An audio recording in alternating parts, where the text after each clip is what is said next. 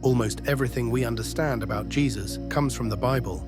The four Gospels of Matthew, Mark, Luke, and John provide detailed accounts of his birth, his ministry in Palestine, and the dramatic events leading to his crucifixion and resurrection. Yet, there is a significant gap in the narrative.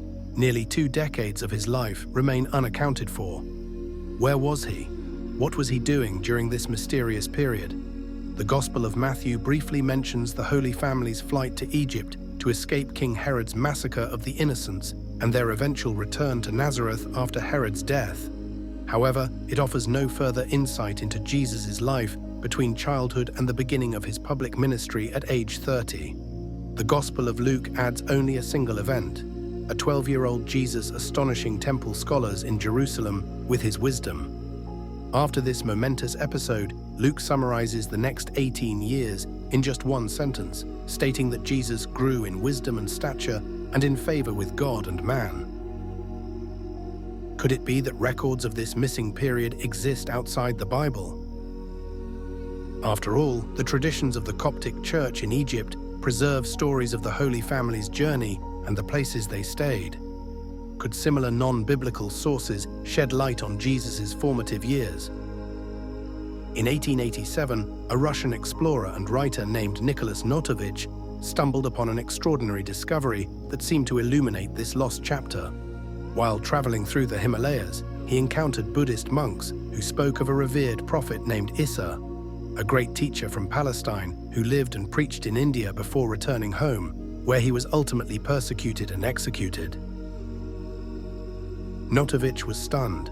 The monks appeared to be identifying Issa as Jesus himself.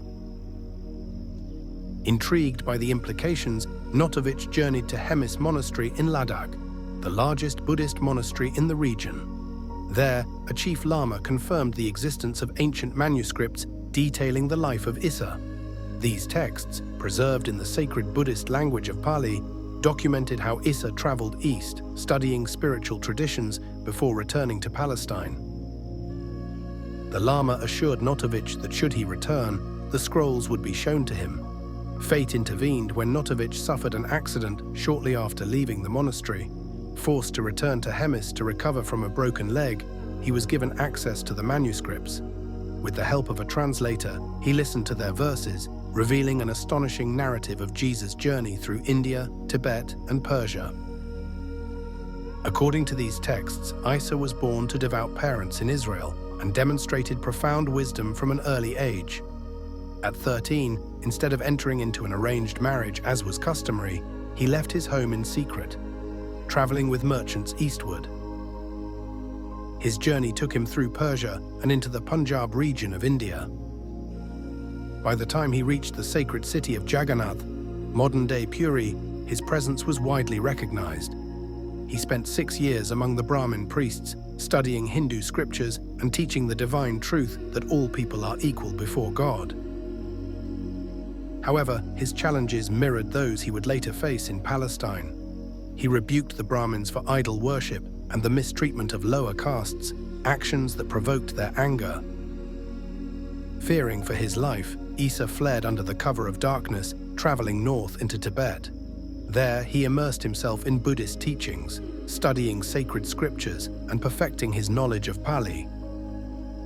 After years of spiritual development, Issa began his journey back to his homeland, passing through Rajputana and Persia. In Persia, Zoroastrian priests, alarmed by his teachings, had him arrested. When brought before the high priest, Issa denounced sun worship, declaring that only the one true creator should be revered. The priests, rather than executing him, abandoned him outside the city, leaving him at the mercy of wild animals. Miraculously, he survived and continued his journey to Palestine, arriving at the age of 29, just before the beginning of his biblical ministry. This alternative history of Jesus' lost years was documented by Buddhist scribes and later passed down through the centuries. However, when Notovitch attempted to share his findings with the world, he met resistance.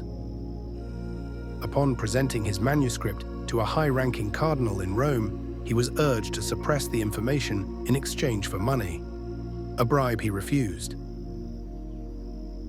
In 1894, he published The Unknown Life of Jesus Christ, triggering immediate controversy.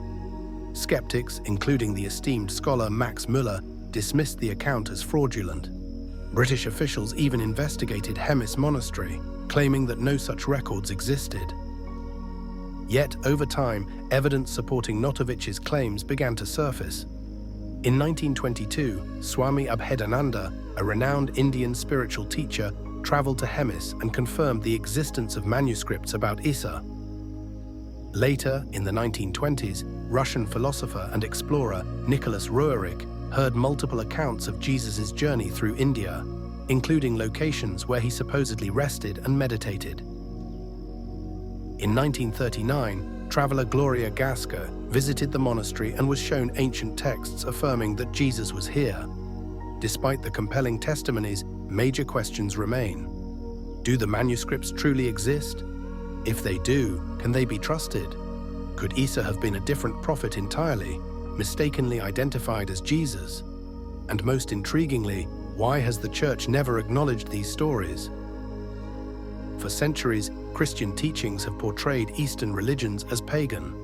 Accepting that Jesus spent significant time among Hindu and Buddhist scholars would challenge long-standing doctrines. Additionally, if the Vatican is aware of such a journey, it would likely have reasons to keep it from public knowledge. Yet, recent developments indicate a growing openness. In 2018, Pope Francis hosted a multi-faith conference involving Buddhist, Hindu, and Sikh leaders, urging unity and respect among spiritual traditions. So, could it be that Jesus' missing years were spent in India, Tibet, and Persia? The striking similarities between Issa's actions and the Jesus of the Gospels suggest more than mere coincidence. His rejection of idol worship, his defiance of corrupt religious authorities, and his unwavering message of love and equality align seamlessly with the teachings of Christ. Perhaps one day, the world will fully embrace the idea that Jesus' wisdom was shaped not only in Palestine, but also in the great spiritual centers of the East. Until then, the legend of Issa remains a fascinating and thought-provoking mystery, inviting us to explore beyond conventional narratives and seek a deeper understanding of the life of Christ. If you like the video, click the like button and subscribe for more hidden information. Do you think Jesus was a yogi? If so, let us know in the comments section for part 2.